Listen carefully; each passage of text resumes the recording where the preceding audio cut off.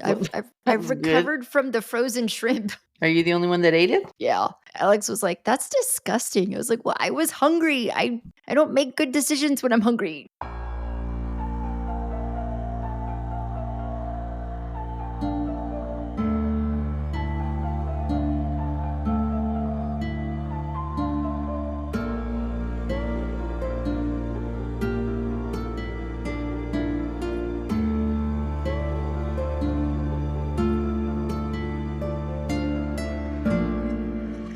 Hello and welcome back. This is Don't Watch at Night, a spooky little podcast dedicated to Spanish language horror and Latin American horror. I am your host, Valerie. And I'm Veronica.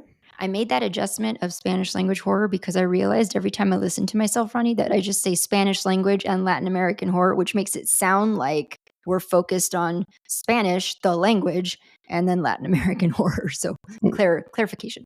Anyway, okay. Hello, how are you doing? I'm good. We've been running around. Typical Saturday. You made it out to the library today. Did you find your book? Did you find the book? Yeah, they did. They did have the book. She went to go pick up our book club book, Witches by Brenda Lozano. We're reading through that one, and we will be talking about that at the end of next month. So, guys, there's still time to... Wait, like the end of November? No, end of October. Okay. We're starting spooky season. Yes, your favorite time of year. You know, I always wish that they would put, like, if they would do with Halloween like they do with Thanksgiving and make it just a set, like it's always the last Friday or Saturday of the month. And that way, you know, people don't have to work the next day. Kids don't have to go to school. You can just really go all out. Because when it falls on a weekday, it just kind of takes a lot of the air out of it, I think. I know. This year it's on a Thursday. I was actually saying, well, what if we just keep the kids home the next day and we just like party hard on Halloween? But I don't know. My oldest is at the age where he's just really invested in never missing school because he's like, I can't fall behind. I can't fall behind. I'm like, you're 12. It's going to be fine. Anyway, before we get into anything, Ron, I had put it in the outline and I didn't want to forget. So Veronica and I had a wonderful email written to us, email from Wyatt Towns, who heads up VogueHorror.com. But he wrote us a very sweet message, so I'm just going to read it for you. Hey, Val and Ron, I found you all thanks to a backlink you did for my review of The Devil Takes You Home. So we read The Devil Takes You Home by Gabino Iglesias. That was one of our book club books. And he says, first, thanks for mentioning my work and website on the pod. But I also wanted to send some words of encouragement because I think you two are doing some excellent and truly valuable work with your podcast. I've listened to a few episodes now, and I really appreciate the insight and consideration in your conversations. Your analysis is wonderfully engaging, and your discussions flow very naturally. Thank you so much. He tells us, stick with it. You're doing quality work. He very, very thoughtful email. Thank you so much, Wyatt. We're so happy to have you listen to the show and have you like what we're doing. And we're grateful for resources like yours and others that we find online because it helps us really flesh out these shows and craft discussions that are thought-provoking, hopefully, and engaging. So thank you so much. And especially because I feel like we're still floundering out here trying to figure out what we're doing. So I appreciate his generous comments. We're really not, though. Like if you pay attention to other podcasts out there, we're, especially the kind of conversation format that we run, we're doing better than you think we are. We're doing good. So well, see, I mostly listen to like Dateline podcasts and they're really those are journalists, Veronica. Really put together. So that's my standard that I'm looking at here. So. I listen, as Veronica knows, I listen to a lot of true crime podcasts. So, but it runs a gambit. There's true crime podcasts that are conversation format like this. And then there are true crime podcasts that are more heavily produced and are worked on by people in the journalism industry. So there's room for both. Same thing in film podcasts. There's room for us at the table, I believe. So this time around, and again, there's going to be spoilers, guys. We're going to talk about this movie in depth. So if you haven't seen it, hit the pause button, go check it out, and then come back and join us because you've been warned. We watched Presencias, which is a 2022 film directed by Luis Mandoki, who this is his first foray into the horror genre, but he has done other notable movies. The only one of which I've seen, though, is When a Man Loves a Woman with, who was it? I know. Meg Ryan and Andy Garcia. Mm-hmm. So Which I is a have, beautiful movie. I like yeah. that So I movie. did see that movie of his, starring Alberto Aman, Luis Mandoki's own son, Daniel Mandoki, Yalitza Aparicio, who some of you may know from a film she did about 4 years ago, Roma, which she was nominated for an Academy for. I did not see it. Also starring Marco Treviño, Fermin Martinez, Andrea Santibáñez, Gerardo Taracena, and Angelina Pelaez. Those are kind of the main hitters. And not much of a tagline for this movie, just like, well, at least on IMDb, it just says, follows a man whose pregnant wife gets murdered, and despite the police investigation, the truth is unknown. He tries to figure out what happened, which confronts him with situations of suspense and terror. Throwing it back to you for initial thoughts. Well, like to what you said, yeah, Luis Mandoki has like a really assorted filmography, and I have never seen Message in a Bottle, but it seems like there's a lot Oh, of romance is in that there. the Robin Wright and Mhm. okay, I Mhm. did see that one too then. So I've seen two Okay. of his So other yeah, movies. but When a Man Loves a Woman is the one that I've seen and really that movie just makes me cry every time. So I had high hopes for this film, especially based off the trailer. For those of you who listen regularly know I'm a trailer watcher. Veronica is not. So I looked at the trailer and was totally swept into it. I was like, yes, this is going to be right up my alley. It definitely has the atmosphere that I like, and we'll talk more about it. So the opening of the film certainly pulled me in, but I don't really feel like it totally landed the plane. What did you think? What was your immediate takeaway after watching that? Same. It's atmospheric wise, and the scene, of course, the scenery. I want to live on that lake wherever it I was. know. Was very beautiful. So scenery wise, it was great. Aesthetically, it had the spooky vibe going, but the plot, and I'll tell you exactly where in this movie. Because okay, most of the movies that we have watched so far for this podcast run in the hour and 30-minute range, right? Yeah. This one was a This full was 2 long. hours, and so This I one will was say that at that hour, 30-minute mark, I was fatigued. I was like, "Okay, let's get to the point." no, Like, like an hour in. I was like, let's move this thing along. Like, let's get to the point. So, I mean, I think the actors did fine. It wasn't ever really scary or, like, it truly suspenseful. Like, there was yeah. It could have been. Like it could yeah. have, and then it didn't. It pivoted and went another way. But yeah, go on. And I Yeah. think it just went on too long. I think there were a lot of Mhm. scenes that could have been trimmed, that they didn't really add anything that had not already been established. So, yeah, by the end, I was kind of scrolling through my phone, honestly, because I wasn't fully engaged. Yeah. So And definitely not my favorite that are on my list of favorites for this podcast. yeah, and we'll like as we talk through it, I'll elaborate more on this, but I do just feel like there were a lot of missed opportunities with this movie and where it could have gone, and so I'll talk about that more towards the end. But I do talking about beautiful scenery of this film, I did want to mention. So this movie was shot in. I'm going to do my best, people. See, I would just Telaupuhawa. say it was a region of the Michoacan. I have no idea. This is one of the pueblos mágicos de. Michoacan. Yes, thank you, A region Michoacan. of the Michoacan. I want to be very forthcoming in the fact that like I always just do my best with the pronunciations. Veronica does her best. Yeah, I think you and I are going to be on the same page on this one because I just sort of felt like a lot of potential, a lot of different avenues that it could have gone down, and even the big reveal at the end. I think that if that is the reveal, then there's ways we could have really played with that concept throughout the movie. So we'll dive in and talk about that as we get through it. The opening of the film is that there's this young girl, a child who is swimming in like this large lake, this large body of natural water, and there's a young boy asleep on the shore nearby, and we soon learn that they're brother and sister, and his name is Victor and her name is Alma. They mostly call her Almita throughout the whole Almita. movie, but yeah, Alma. He's asleep on the blanket. She's calling out to him, trying to get him to come out to the water and swim with her. And as he wakes up and prepares to do that, he looks out in the water. And I'm already fuzzy because I watched this Wednesday night. Or Thursday night. I watched this like 2 nights ago and I already don't remember. But is it a hand? Like she goes under the water and she doesn't come back up. And then is it a hand that we see come out? Like a It's dark, not a sinister human hand? hand. It's like a Yeah. black clawy Like something creature. supernatural. Yeah. Some kind Yeah. of creature Yeah. handish looking thing. Yeah, so, like, right away, we're given the vibe that, okay, this is gonna be something supernatural, something of the paranormal realm, and, of course, he screams, he's running out to try to get to her. Their mother, who's nearby with their younger baby brother, is coming running to the water, and she's screaming for them, and so he makes it safely back. She swims out. The mom swims out to get the little girl, and she pulls her from the lake, but, of course, it's too late. The little girl has drowned.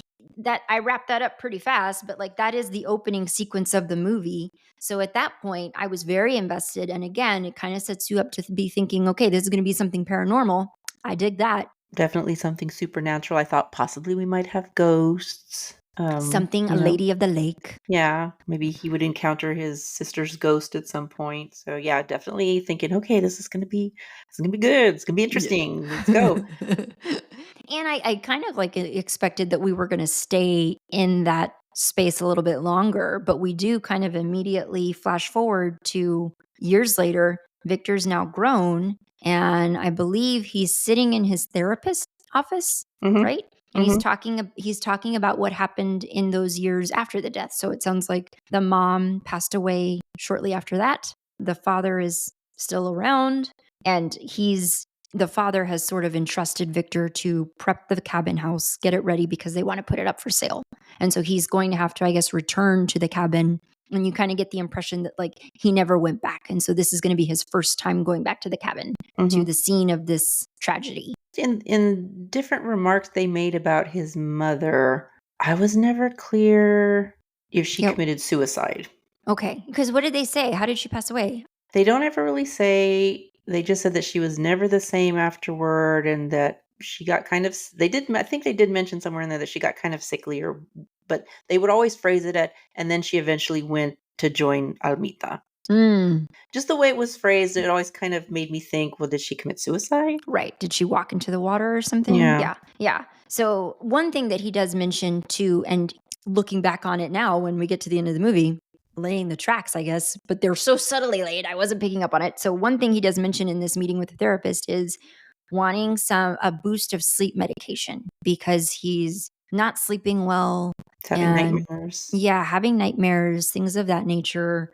I can't remember if he says something or if I'm just imagining that he said this, something to the effect of, when I close my eyes, that's all I see. It's that place. Da, da, da, da. Maybe I'm just projecting. Maybe that's what I'm thinking he says. But he does mention sleep and having a problem sleeping, which is a big clue.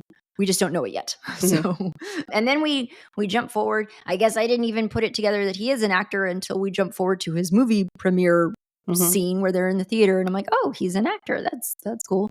And he's there with his wife Alicia. This scene is inconsequential. It's Yeah. just a midway scene. So then in the next move, we're heading out to the cabin. It's them driving out. When they get there, they're greeted by the elderly lady whose name I did not Maria. catch. Maria. She's kind Maria. of a caretaker of the house, super Mhm. sweet. And I'm not sure what else to say about her. I don't remember if she says anything. She just Com- seems very surprised that they're selling. Look like this Ah, comes as news to her. And the plan is that Victor and his wife Alicia, they're just going to be there for the weekend to get things because she's a teacher. They have to be back in the city by Monday. So, and already in my mind, I'm thinking, this is not going to work out for you. You're not going to make it back to the city by Monday, I bet. But yeah, that's the plan. They're going to just do what they need to do to take care of paperwork, blah, blah, blah, get the place ready to sell. And during the course of this initial visit, there is a scene where Victor heads out to the lake where the drowning happened, Hmm. and he is holding the locket that was Alma's locket. And then Hmm. I guess at some point became their mother's locket. Like, I think he said that to the therapist. She wore it until the day she died. Hmm. So he has the locket and he opens it up, and inside are two pictures, one of Alma, one of his mother. He takes the pictures out and he lets them go into the lake. And there's a little girl standing nearby who's like the neighbor little girl. And she says, "What are you doing?" And he says, "Well, I'm letting them go. I'm freeing them," or something to that effect. And she wades out into the water and retrieves them. And we don't. This is where we meet the neighbor family. The woman's name is Pilar, Hmm. and she was a childhood friend of Alma. And Hmm. then the guy is the father. And we immediately learn that these people are not in good standing with Victor's family. They do not like Victor's family. They do not like specifically his father, Yeah, his name is Don Jaime, and he Don Jaime. blames he blames Victor's father, whose name is Don Julio, So Don Jaime, the neighbor, blames Don Julio for his wife's death. And which The is neighbor's like, wife's death. yes. And we don't really No learn much why. more about that death, do A we? little bit later, but not real specific. Yeah, no specifics on like what that's about. It's loosely alluded to later. I do want to like mention. I don't know where in the sequence of events that this happens, but from the moment he gets there to the cabin, Victor is kind of seeing things at this cabin, and it'll be stuff like he'll open up the door to Alma's old bedroom, and he'll see her there in her room just as she was, just as a little girl. He'll see their mother. He'll see them all as kids. It's just like these flashbacks that he's seeing, and so it's very easy to write this off as like, oh, these are the workings of an overstressed mind. That's probably what he's chalking it up to as well. But that is what we're seeing in this house. Whether or not that's something paranormal, whether or not that's just something in his imagination, we don't know. Yeah, we get to that evening, and Victor and Alicia are sitting in front of a nice big fire, and it's storming outside because, of Dark course, dark and it's a stormy in the woods. dark and stormy night. And he gifts the locket to his wife, Which I Alicia. thought was a little weird. Didn't you think that was a little weird?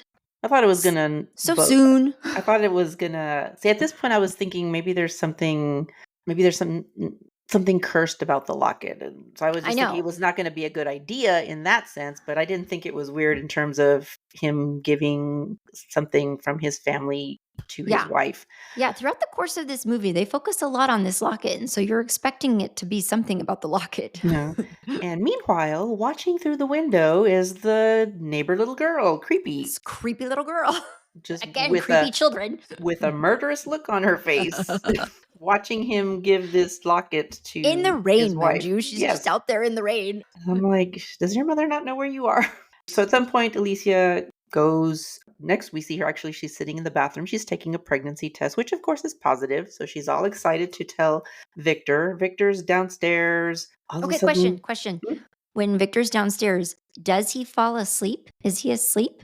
I don't think it's Important. clear. I think he like puts his head back, but then like Okay. almost immediately, like all the candles just blow out. That's right. Okay. And it's not clear if he hears it. I'm guessing he does, but the audience, we clearly do We see, hear yeah. like voices or whisperings or just noises. And so of course he goes to investigate because that's what you do.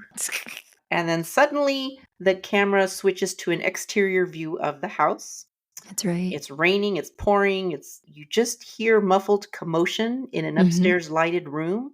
Like there's an altercation going on, and then all of a sudden Victor's body comes flying out the window, the second story window, and lands. And then Broken then the next thing we know, we're in the ambulance with Victor, and he looks in pretty bad shape. Yes. We get the scenes of him being rushed in the hospital in the ambulance, and when he wakes, he's there with his father and his younger brother Manolo, and they have to tell him that Alicia didn't survive the attack. That's all they say. She didn't survive the attack. And he's devastated and obviously wants to know who killed his wife. There's a detective inspector. He wants to question Victor, and the doctor's like, he's not really in any shape. He's had a head injury. Victor at this point doesn't remember anything. He doesn't even remember there was an attack. And so the doctor's telling him he had a head injury. His memory may not come back for a while. And the inspector just keeps pressing and then just drops that Alicia had been pregnant, which is news to Victor. So this kind of sends him into, I don't know if it was a cardiac arrest or what, but he starts crashing. And so the doctor shoos everybody out. They're working on Victor. And then the next thing we know, we're still in the hospital room, but it's dark. All the lights are off. Victor's eyes snap open. Everybody's gone. But he hears laughing, like a child laughing, and sees like what looks like a figure of a young girl like running out the doors. Yes. So again, more like paranormal activity. Yeah, so we're not sure what's happening, but then the camera moves to the window and you can see the moon outside, and it goes through its different phases so that which I thought was a cool way to show the passage of time. So we know some time has passed. And then the next thing we know, a much better looking Victor. He's not all as banged up and bruised looking. He's sitting up in bed, and his dad and his brother are there, and looks like he's getting ready to be discharged from the hospital. And we know that it's been about a month now since the attack. That's where we pick up left. So, but I did think that kind of the moon showing it pass quickly through all the different phases was a good way to Yeah, Couldn't have. and it does seem like in the month that has passed, there have been no leads in this investigation, and it's kind Mhm. of like going to a dead place. So he does get discharged almost immediately upon getting out of the hospital.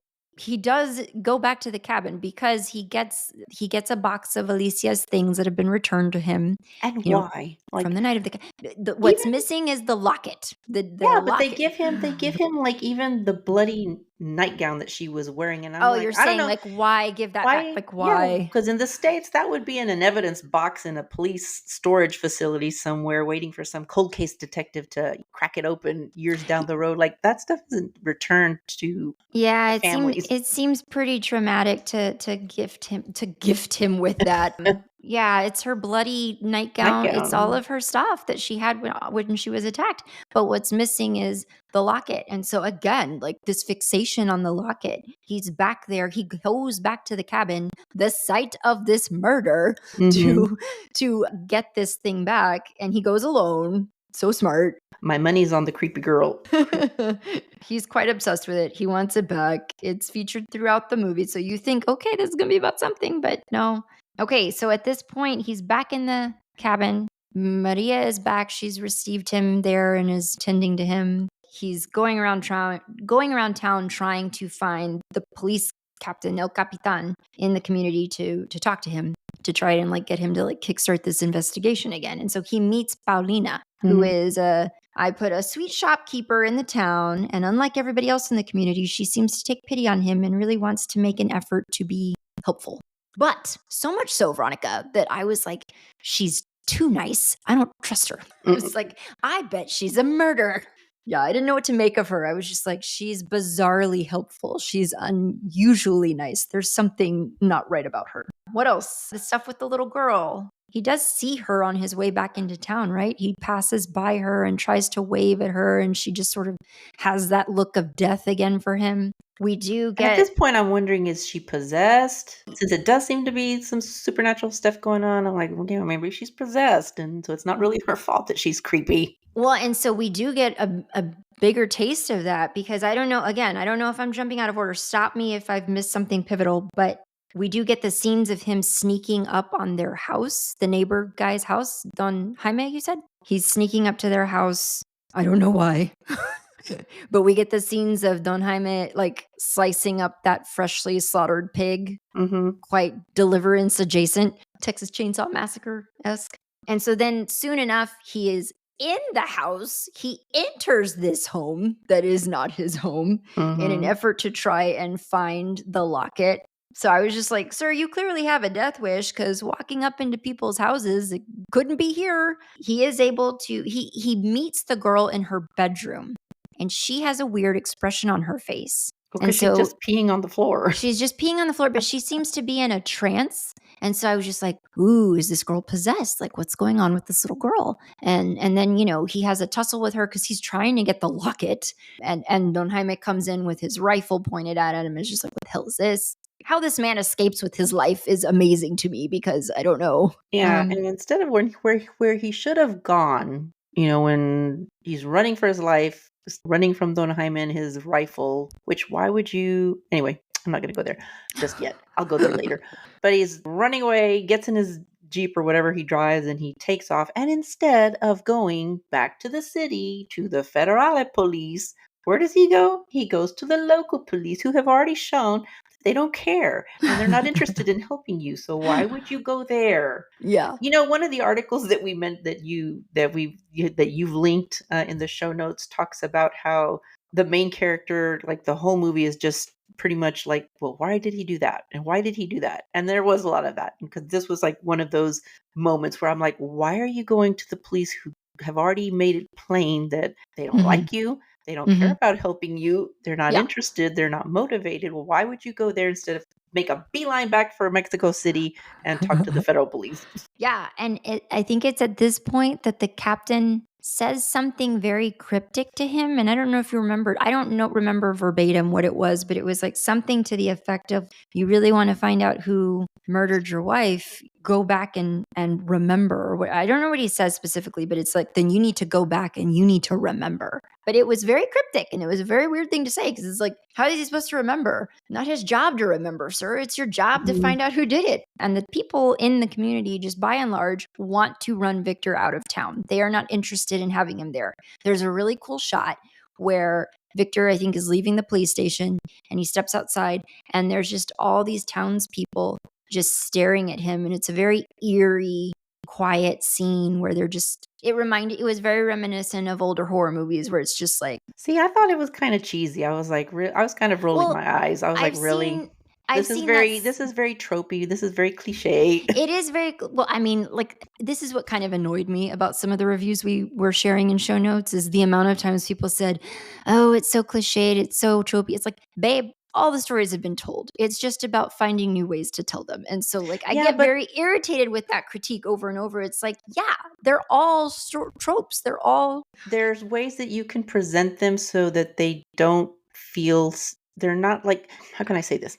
This movie, to me, when I was watching it, it felt like they had made a list of all the horror tropes, and we're just like, okay, check. Okay, we got that. Okay, check. Okay, we got that. Yeah. The dark and stormy night. It's in the woods. Everybody's, the people are just staring for no real reason. I mean, it's just, that's kind of how it felt to me. Like, it was an assignment, and we're like checking the boxes as we include it in there. Yeah, that specific scene didn't bother me so much, just because it did very much feel like an homage to some of those older horror movies where that was incorporated. So I kind of appreciated that, especially because it's taking that scene, which we have seen so much in like traditional American horror movies, and it's applying it in a central Mexico community.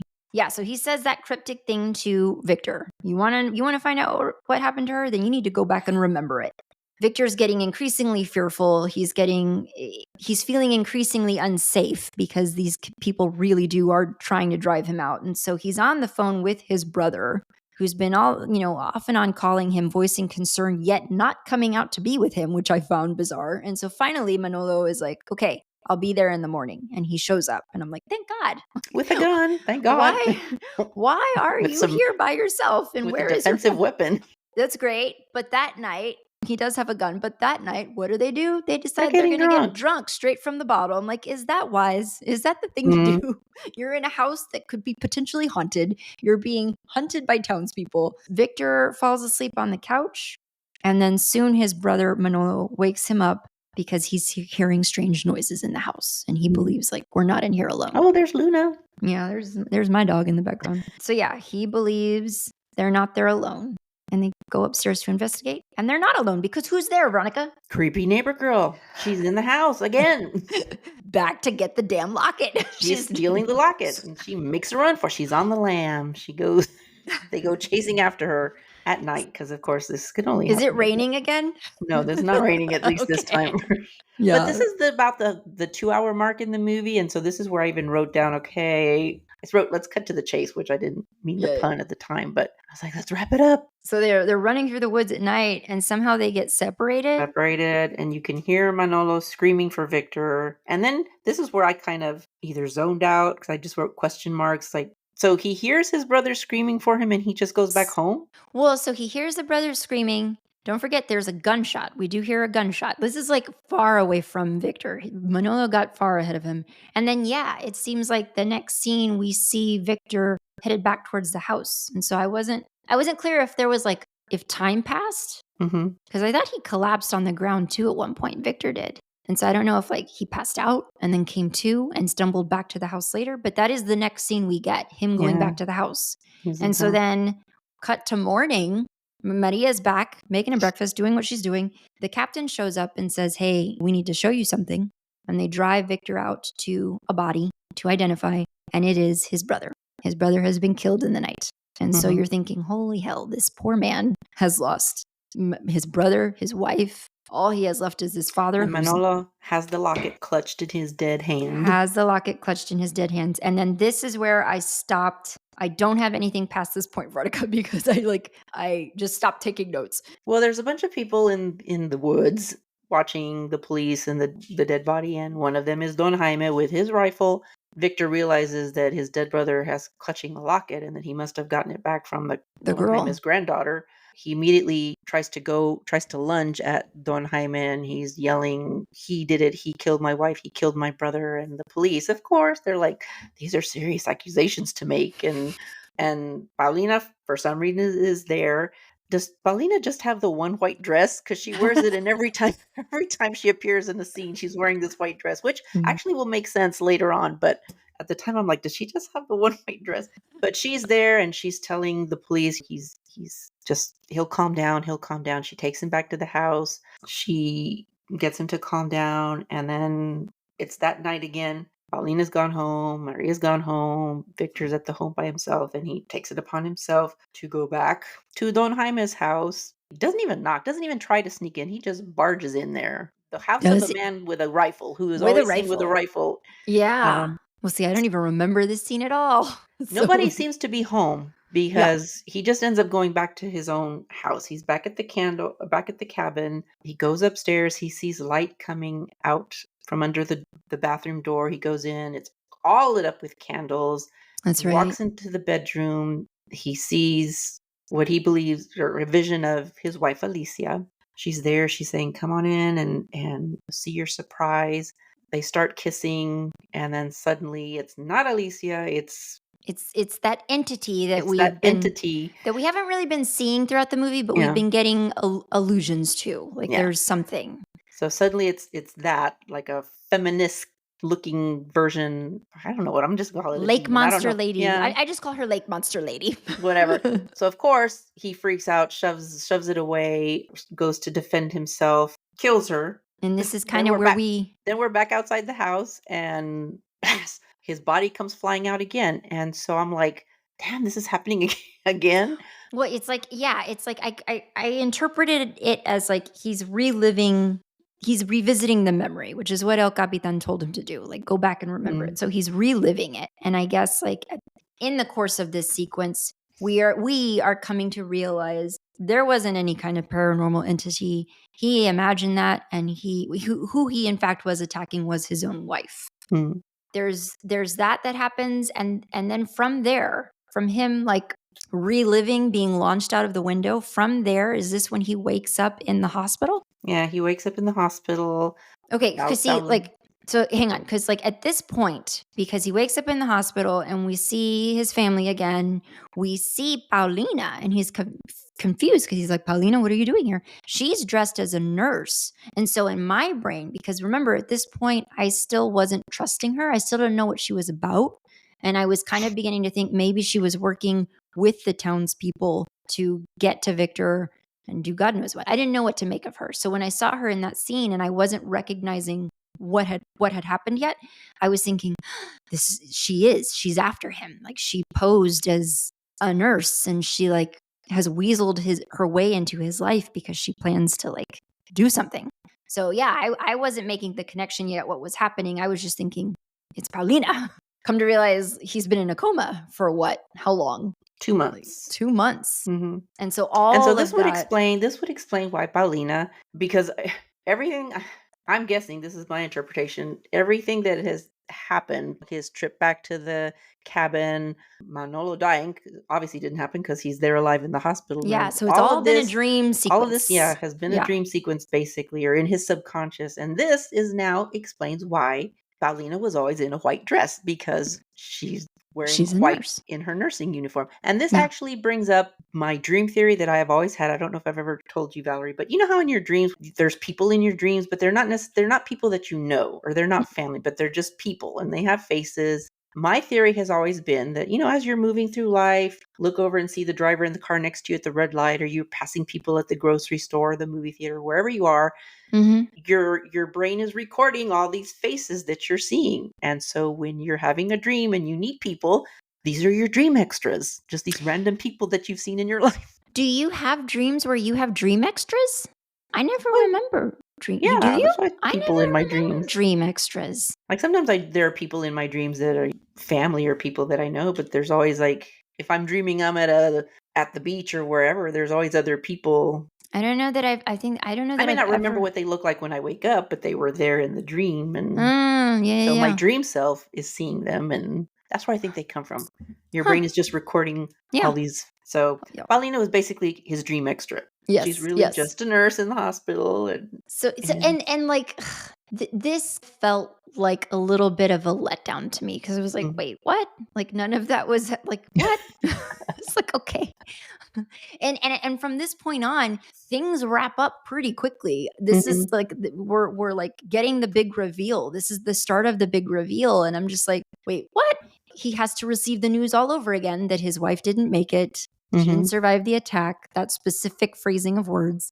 He's devastated once again, all over again. And so mhm. then He gets discharged again, he gets discharged and again. Manolo takes him to the cemetery where his wife is buried, and it's at the cemetery that the memories start coming back, and he remembers that not only did he kill his wife because he thought she was a demon, he also, as a child, as a little boy in that beginning scene, drowned his sister, again thinking that she was some other creature.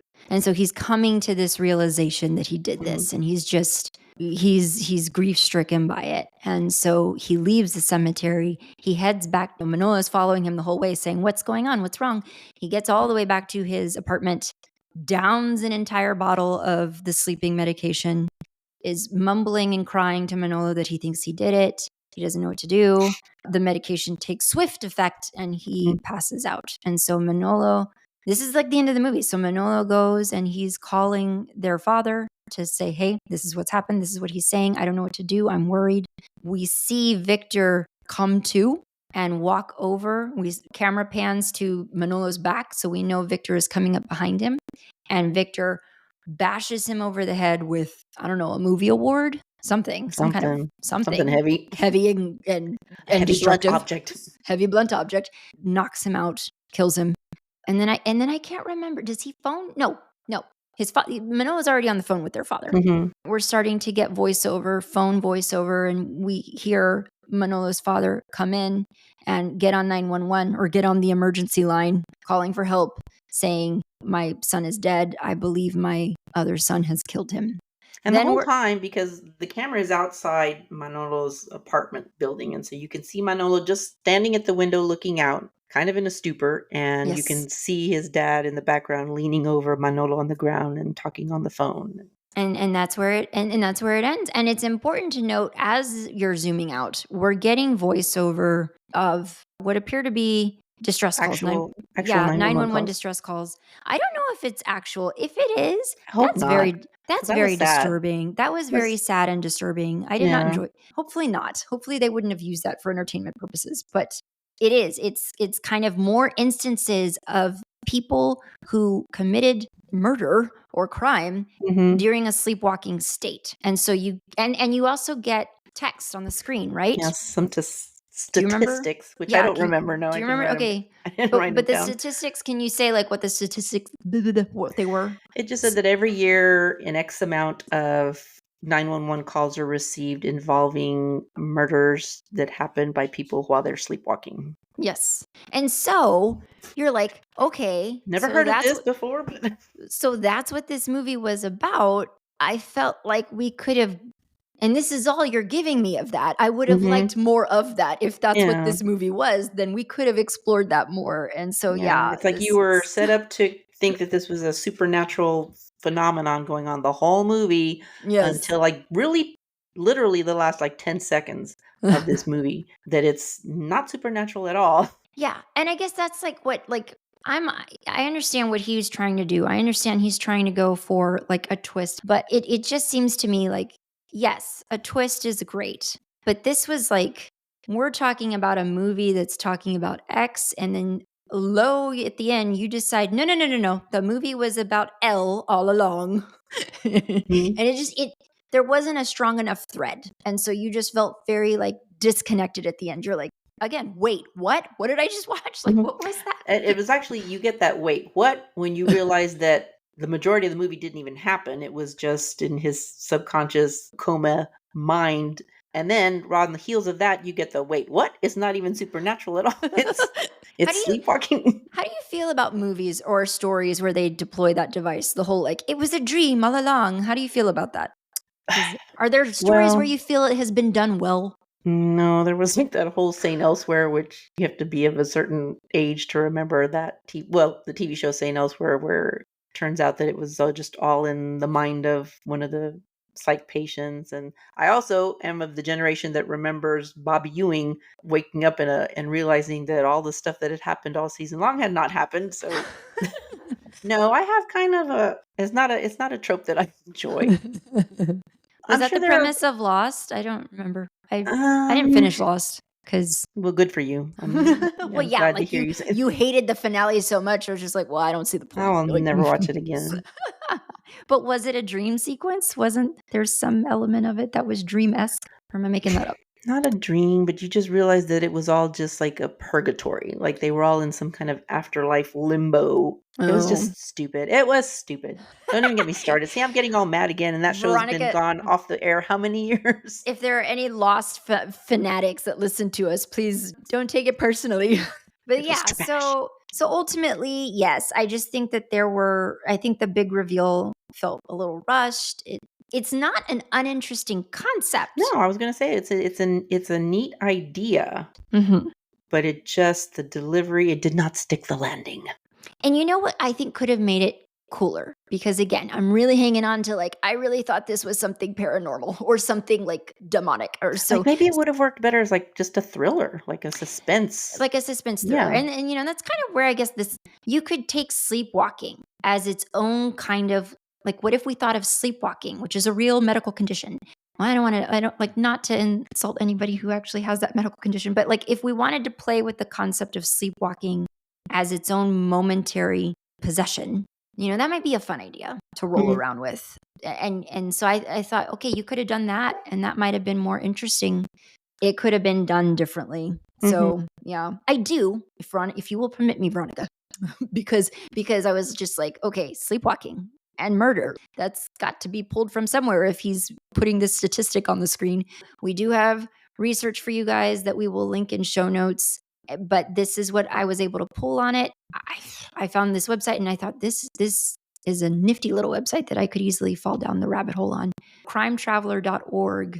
From their website, sleepwalking murder, also known as homicidal sleepwalking, describes the terrifying event that an individual awakens to discover that they have murdered someone while they were sleeping with no memory of their actions. So, in this article, they point out that there was a study carried out in France back in 2013. They surveyed 140 adult sleepwalkers. 58% of those studied displayed violent behavior during their sleep, with 31% of violent incidences being towards themselves and 46% toward their partner sleeping right next to them. So there's a whole article that we're going to include for you guys. We're not a true crime podcast by any means, so if this is too hard to listen to, please feel free to fast forward. I'm not trying to discredit or give credence to any one thing. This is just what I read. So they talk about the Matthew Phelps case, which I'll briefly tell you about here. In Raleigh, North Carolina, September 1st, 2017, a perplexing case of alleged homicidal sleepwalking occurred when 28-year-old Matthew Phelps called 911 and told them he had awoken from sleep to find his wife lying on the bedroom floor covered in blood from multiple stab wounds. He told the operator, "I have blood all over me, and there's a bloody knife on the bed. I think I did it. I can't believe this." His wife, 29-year-old Lauren Phelps, was pronounced dead shortly after arriving at the hospital, with police immediately arresting Matthew Phelps for her murder, I'm sorry. The article goes on to say sleepwalkers have been known to do some pretty strange things. Cook, clean, iron, all without being consciously aware that they're doing it and having no memory of it in the morning. There have been cases of accidental death due to sleepwalking. For the person sleepwalking, someone who's wandered off, staggered out into maybe passing traffic, all while asleep. But sleepwalking murders, there have been few cases of, but there have been some. I do, as a follow-up to that, because that was 2017. I just wanted to find out what happened in that instance. In 2018, ABC News reported Matthew Phelps pled guilty to first-degree murder of Lauren Phelps. He was sentenced to life in prison without the possibility of parole. Again, we're not a true crime podcast, but I do want to read the statement that her mother gave at the time of his sentencing. She said, "I have struggled every day since September 1st, 2017 to process and deal with the murder of my child. There are times that I feel I won't survive it. The actions of Matthew Phelps has forever changed me. This has broken me and my heart. In that same article, they do talk about in search warrant documents, investigators did say that they learned from social media accounts that Matthew Phelps had that he had a weird fascination with the American movie American Psycho, including images that had Matthew dressed as the character Patrick Bateman. So this is a movie about a serial killer, for those unfamiliar, and Phelps expressed an interest to a friend regarding wanting to know what it would be like to kill someone. Regarding what it would be like to kill someone, I should say. So I'm just giving that as an update. The article we will include on sleepwalking, and I had never heard of that before. I had never heard of like sleepwalking and murder. Beautiful movie. Well, and we know Not- from I can't remember too much about Message in a Bottle. I never saw But it. from When Man Loves a Woman, we know he can make good movies. It just Yes. this wasn't one of his better ones. You know, I saw online sometime once somebody post about like everyone talks about Meg Ryan and Tom Hanks as like quintessential cinematic coupling, but not enough people talk about Meg Ryan and Andy Garcia. Because honestly, that's what they said. And I agree, because honestly, they are both quietly brilliant in that movie. And it's so well acted. And the story is so beautiful.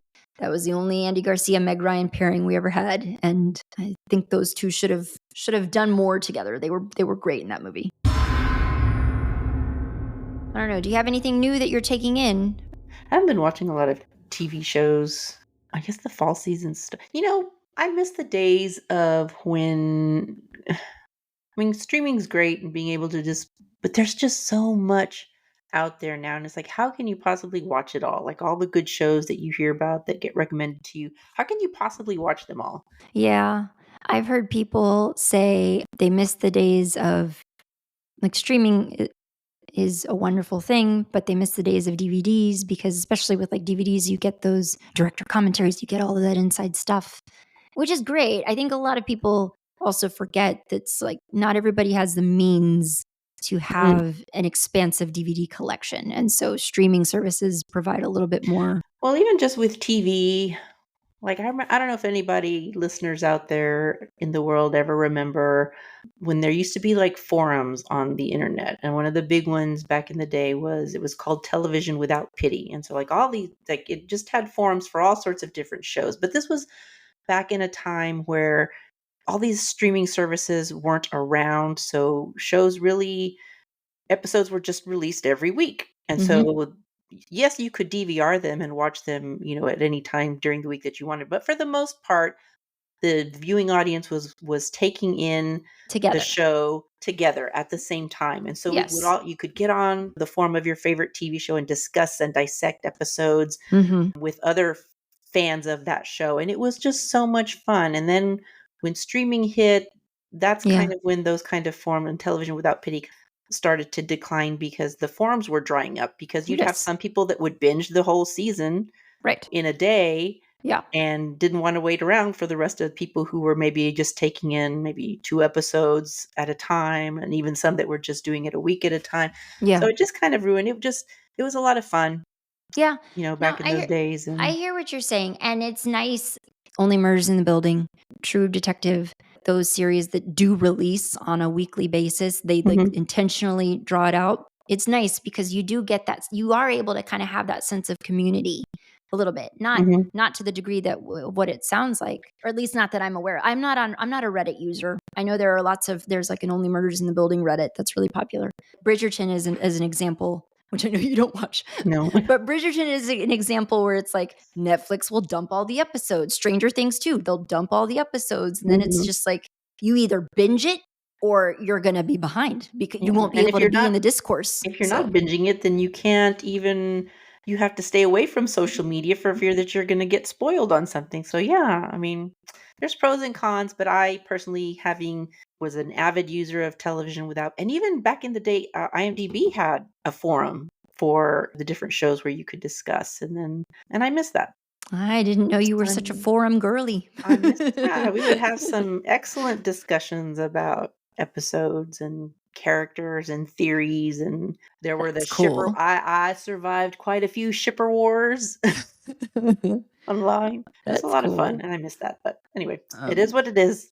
Yeah, this is the season. This is the season for Halloween and spookiness. And so to that point, Ron and listeners, I am going to be taking in this month in October. I'm going to be trying to take in a few movies that I would like to maybe put together smaller, something more condensed to put out so that maybe you guys for the month of October are getting weekly content just for October. This is our full length episode, which is coming out Monday.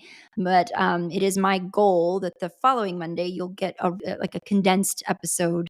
I told Ronnie about this, but I'm not holding her to my production schedule. So if she's able to join those recordings, great. But if not, it's just going to be me. I will be talking about the movie Pumpkinhead, which I have never seen because it looked scary when I was like, what? I was 6 when it came out. So 1988's Pumpkinhead. I will be watching that movie for the first time. And then I will be giving you a little episode on it. So who even has that movie? Like, where's it showing? I never saw it either. You can catch that. You can rent it on Amazon Prime currently. I never saw that one either. You never saw it? Okay. Well, hey, that's not the one. If you're able to watch it, Jennifer no, that was Leprechaun. Leprechaun, yeah. That had a young Jennifer Aniston, which I never saw either, but I just know she was in it. This is director Stan Winston, Lance Henriksen, which that's a face you'll recognize. If you're able to catch it, do. But I'm not, like I said, I'm not holding you to my wacky schedule. October is a stressful month for me for other reasons. I have a lot of balls in the air. I'm trying. So. Oh, you're doing that neighborhood thing, you crazy person. No, I'm trying to figure out. In addition to reading our podcast book of the month club pick, which thankfully is a short book. Yes, it's not too big. I want to pick out the rest of my Halloween reads, which I'm aiming for the shorter books as well. My neighborhood book club that I'm in selected Wayward by Amelia Hart. We're going to be reading that one. It's historical fiction, gothic fiction, horror fiction, supernatural fiction. Those are all the genres that it's listed under. What's it about? So the novel intertwines 3 stories of different women throughout history. Altha in the 1600s, Violet in the 1940s, and Kate in the present day. As each of them faces obstacles because of their gender, each also has access to a mysterious power that comes from nature. That reminds me, I did see a book at the store. I thought I had taken a picture of it, but I guess not. I think I had mentioned this early on in the podcast that I was wanting to make it more of a goal to read more nonfiction books. Oh no, here it is. I did take a picture of it. It was on the nonfiction table, and it was short. It was not a big book, but it's called The Ruin of All Witches: Life and Death in the New World. Kind of the start of the witch hunt craze. So, very cool. I might go back and pick it up because it was on the table. It even had a sticker, buy one, get another one 50% off. Did you catch the author? Malcolm Gaskill. Gaskil. Yeah. The Ruin of All Witches: Life and Death in the New World by Malcolm Gaskill. Okay. All right. Well, so let me lay out the schedule for you guys in our final minutes here. So Ronnie mentioned it, Don't Watch at Night Book Club, Witches by Brenda Lozano. We will be discussing that end of October. So the schedule is your first episode in October. Will be my little mini episode on October 7th about Pumpkinhead.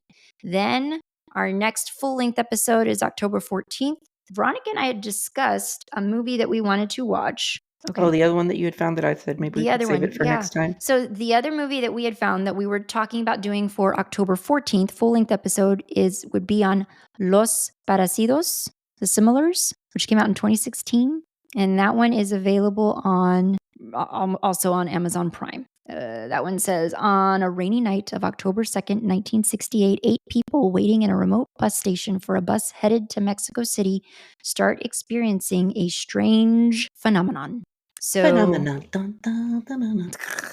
So yeah, that could be cool. We'll give that one a shot. I like that it's set in the 60s. I like the late 60s. So, and then October 21st will be another condensed movie minisode from me.